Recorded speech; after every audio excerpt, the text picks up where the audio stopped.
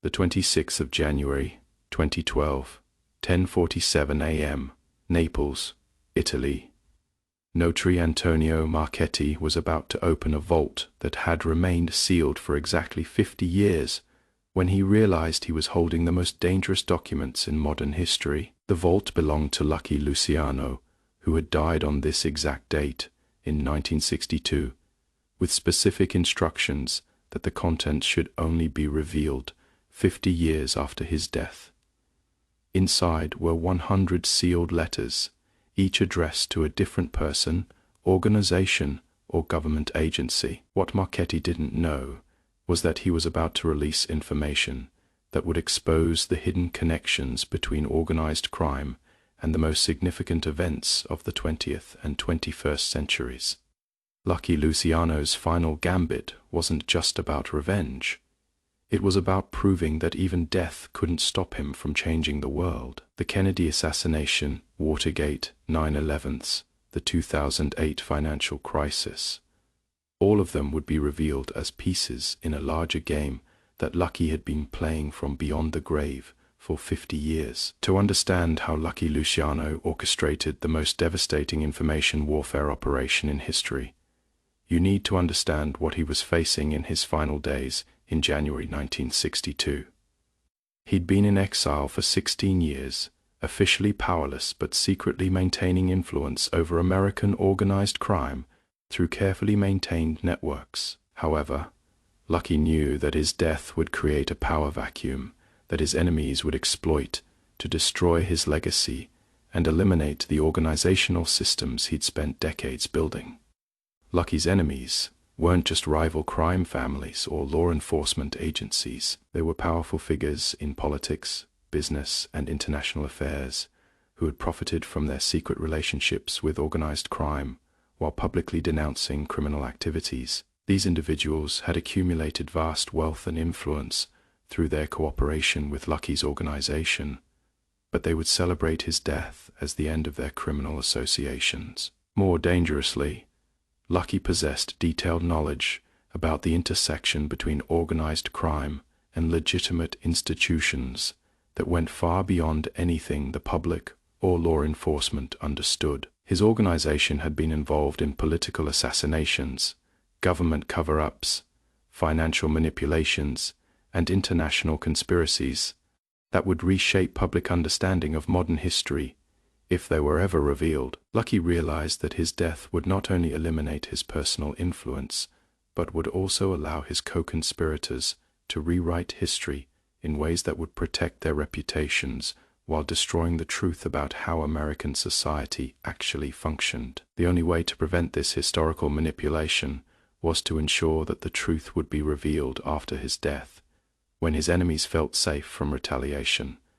The time capsule strategy was inspired by Lucky's understanding of how information could be weaponized through strategic timing and coordinated release. During his years in exile, Lucky had studied historical examples of posthumous revelations that had changed public perception of major events, and he'd recognized that delayed information release could be more powerful than immediate disclosure. Lucky spent his final 2 years, from 1960 to 1962, systematically documenting the most explosive secrets he'd accumulated during his criminal career. He didn't just compile random intelligence or personal grievances. He created a comprehensive archive that would reveal the hidden connections between organized crime and the major institutions that shaped American society. The documentation process was extraordinarily careful and thorough. Lucky worked with trusted associates who had access to original documents, photographs, financial records, and audio recordings that proved criminal connections between organized crime and political figures, business leaders, intelligence agencies, and foreign governments. Each piece of evidence was authenticated through multiple sources and cross-referenced with public records that would corroborate the information when it was eventually released. Lucky understood that posthumous accusations would be dismissed as fabrications unless they were supported by irrefutable evidence that could withstand the most aggressive attempts at debunking. The 100 letters that comprised Lucky's time capsule were organized thematically, with each letter addressing a different aspect of the criminal, legitimate, institutional cooperation that Lucky had observed and participated in throughout his career. The letters weren't personal attacks or random revelations. They were systematic exposures of specific criminal conspiracies that involved identifiable individuals and verifiable events. Letter number 1 was addressed to the Federal Bureau of Investigation and contained detailed information about FBI Director J. Edgar Hoover's secret cooperation with organized crime figures, including financial arrangements, intelligence sharing agreements, and cover-up operations that had protected criminal activities in exchange for information about political enemies and foreign threats. The FBI letter included photocopied financial records showing payments from organized crime figures to accounts controlled by Hoover, along with transcripts of recorded conversations between Hoover and Lucky's associates, discussing specific criminal investigations that would be terminated or misdirected in exchange for intelligence about communist activities and civil rights organizations. Letter number 2 was addressed to the Central Intelligence Agency and revealed the extensive cooperation between organized crime and intelligence agencies in assassination operations, foreign intervention activities, and domestic surveillance programs that violated federal law and constitutional protection. The CIA letter documented Lucky's organization's involvement in the Bay of Pigs invasion, including the recruitment and training of Cuban exile forces, the provision of weapons and financing for anti-Castro operations, and the planning of assassination attempts against foreign leaders that were officially denied by the U.S. government. Letter number 3 was addressed to the Kennedy family and contained information that would fundamentally change public understanding of President John F. Kennedy's assassination on the 22nd of November, 1963, an event that had not yet occurred when Lucky sealed the letter in 1962. The Kennedy letter revealed that organized crime figures had been approached by intelligence agencies and political operatives to participate in a conspiracy to eliminate President Kennedy, who had become unreliable in his support for anti-Castro operations and had begun investigating intelligence agency cooperation with organized crime.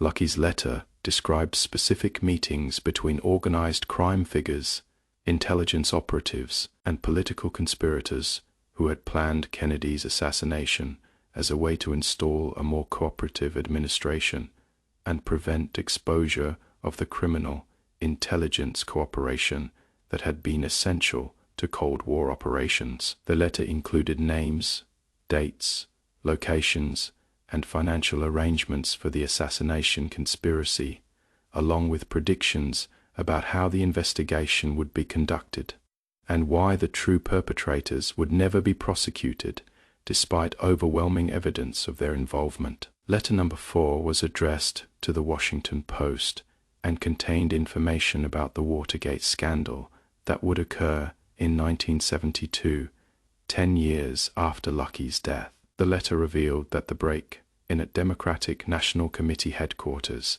was part of a larger operation designed to protect organized crime figures from political investigations that threatened to expose their cooperation with intelligence agencies. The Watergate letter explained that President Nixon had been compromised through his knowledge of organized crime cooperation in intelligence operations, and that the break-in was intended to gather information that could be used to control Democratic politicians who were investigating intelligence agency activities. Lucky's letter described how the scandal would unfold, who would be prosecuted, and why the true connections between organized crime, intelligence agencies, and political institutions would never be revealed, despite extensive congressional and media investigations. Letter number 5 was addressed to the Securities and Exchange Commission and contained detailed information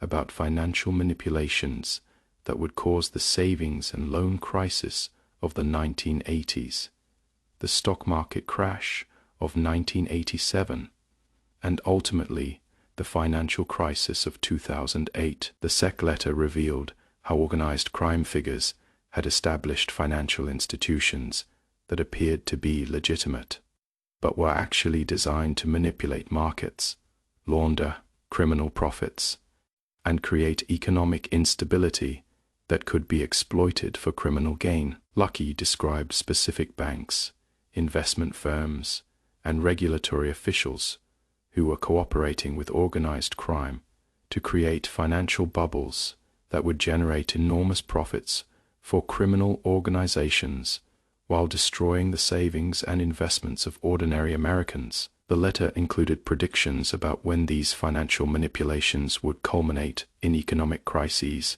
which institutions would fail, and how government bailout programs would ultimately benefit the same criminal organizations that had caused the problems. Letter number 6 was addressed to the New York Times and contained information about the 11th of September 2001 terrorist attacks, which Lucky predicted would be facilitated by intelligence agencies and organized crime figures who had been cooperating with foreign terrorist organizations for financial and political purposes. The 9/11 letter revealed that American intelligence agencies had been aware of terrorist planning activities, but had allowed the attacks to proceed because they would justify expanded government powers and military interventions that would benefit both intelligence agencies and organized crime figures who profited from war-related activities. Lucky described how the attacks would be used to justify surveillance programs that would primarily target domestic political enemies rather than foreign terrorists, and how military interventions in Afghanistan and Iraq would generate enormous profits for criminal organizations involved in defense contracting and reconstruction activities. The letter included specific predictions about how the investigation would be conducted, which evidence would be suppressed, and why the true connections between intelligence agencies, organized crime, and foreign terrorist organizations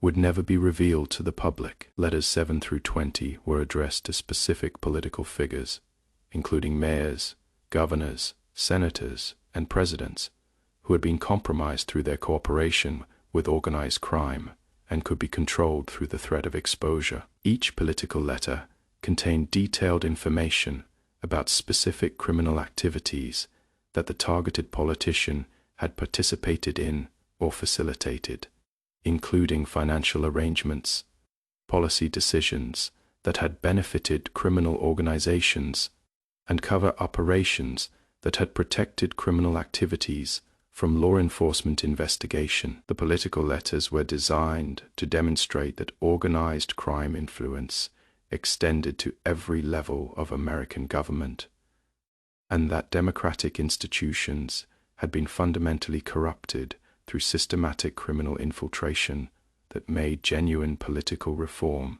impossible. Letters 21 through 40 were addressed to major corporations and business leaders who cooperated with organized crime in money laundering operations, market manipulation schemes, and labor racketeering activities that had generated billions in illegal profits while destroying competitive markets and worker protection. Each corporate letter documented specific business relationships between legitimate companies and criminal organizations, including contracts for services that were actually payments for criminal protection, investments that were actually money laundering operations, and business partnerships that were actually vehicles for criminal control of entire industries. The corporate letters revealed that major American businesses were not victims of organized crime, but willing partners who had profited enormously from their criminal associations while maintaining public facades of legitimate business practice. Letters 41 through 60 were addressed to law enforcement agencies and judicial officials who had been corrupted through organized crime influence, including police commissioners, federal prosecutors, and federal judges who had systematically obstructed justice in exchange for financial and political benefits. Each law enforcement letter documented specific instances of corruption, including cases that had been dismissed without justification, investigations that had been terminated without cause, and prosecutions that had been deliberately mishandled to ensure acquittals for criminal defendants. The law enforcement letters demonstrated that organized crime had not simply evaded justice, but had actually controlled the justice system through systematic corruption that made prosecution of major criminal figures virtually impossible. Letters 61 through 80 were addressed to media organizations and journalists who had been controlled through organized crime influence, including newspaper publishers, television network executives, and individual reporters who had suppressed stories about criminal activities in exchange for financial benefits and career advancement. Each media letter documented specific instances of censorship and propaganda, including stories that had been killed to protect criminal figures, investigations that had been redirected to avoid exposing criminal connections, and news coverage that had been deliberately distorted to serve criminal interests. The media letters revealed that public understanding of organized crime had been systematically manipulated through media control that prevented accurate reporting about the true scope and influence of criminal organizations in American society. Letters 81 through 90 were addressed to foreign governments and international organizations that had cooperated with American organized crime in activities that violated international law and treaty obligations, including arms trafficking, drug smuggling, and political assassination operations. Each international letter documented specific cooperation between organized crime and foreign intelligence services,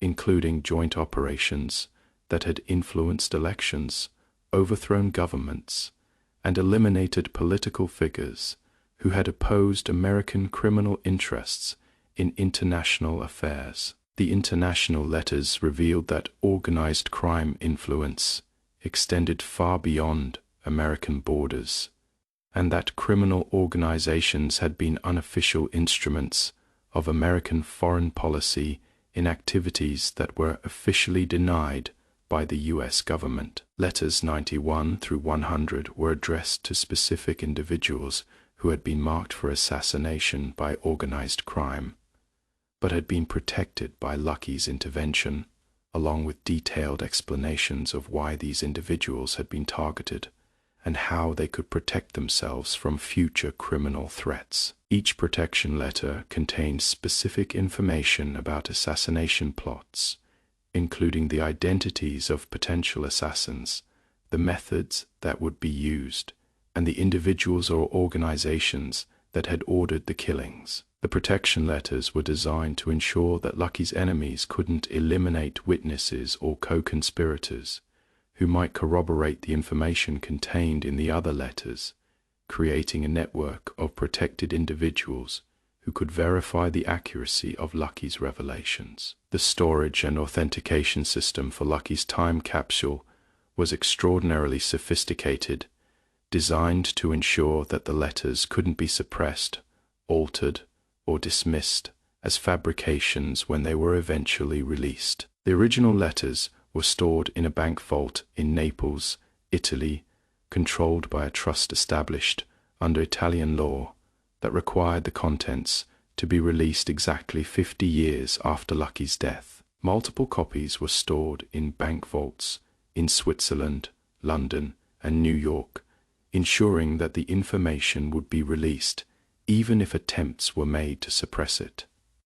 Each letter was authenticated through multiple methods, including notarized signatures, official seals, and physical evidence that could be verified through independent investigation. The authentication system was designed to prevent claims that the letters were forgeries or fabrications created by Lucky's enemies. The release protocol required that copies of all 100 letters be delivered simultaneously to their intended recipients, along with copies to major media organizations, law enforcement agencies, and government officials who would be obligated to investigate the allegations, regardless of their personal or political interests. On the 26th of January 2012, exactly 50 years after Lucky Luciano's death, Notary Antonio Marchetti opened the Naples bank vault and began the process that would fulfill Lucky's final instructions. Within 24 hours, copies of all 100 letters had been delivered to their intended recipients around the world. The initial reaction was skepticism and denial. Government officials dismissed the letters as elaborate hoaxes created by conspiracy theorists. Media organizations questioned the authenticity of documents that made extraordinary claims about historical events. Law enforcement agencies insisted that they couldn't investigate allegations based on 50-year-old accusations.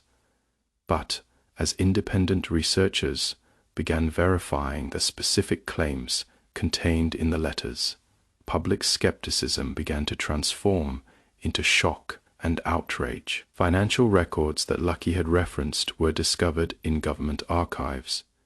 Individuals named in the letters confirmed the accuracy of specific details that could only have been known by someone with inside knowledge of criminal operations. The Kennedy assassination letter proved to be particularly devastating when ballistics experts confirmed that details about the shooting that Lucky had described in 1962 matched forensic evidence that hadn't been released to the public until decades after his death. The 9/11 letter created international controversy when intelligence analysts confirmed that Lucky's predictions about how the attacks would be investigated matched the actual conduct of the investigation with uncanny accuracy, including details about which evidence would be classified and which witnesses would be discredited. Financial crisis letter generated criminal investigations when banking regulators discovered that financial institutions named by Lucky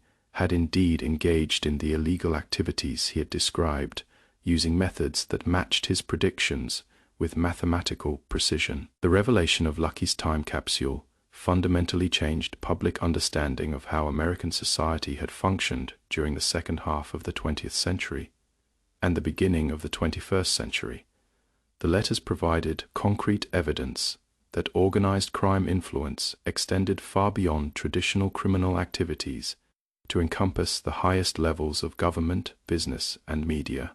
More importantly, Lucky's posthumous revelations demonstrated that even death couldn't limit the influence of someone who understood how information could be weaponized through strategic timing and coordinated release. Lucky Luciano had achieved something unprecedented in criminal history. He had used his own death as a weapon against his enemies, proving that true power comes not from immediate force, but from the ability to control events across decades and influence history long after physical presence has ended. The time capsule operation established Lucky is more than a criminal mastermind or organizational genius. He had become a strategic thinker whose influence transcended the normal limitations of human mortality, someone who had planned 50 years into the future and executed those plans with mathematical precision. On the 26th of January 2012, 50 years after Lucky Luciano's death, the world discovered that the most dangerous man in American organized crime history had saved his most devastating attack for last, proving that the ultimate victory belongs to those who can make their enemies pay for their betrayals long after the betrayed have passed into history.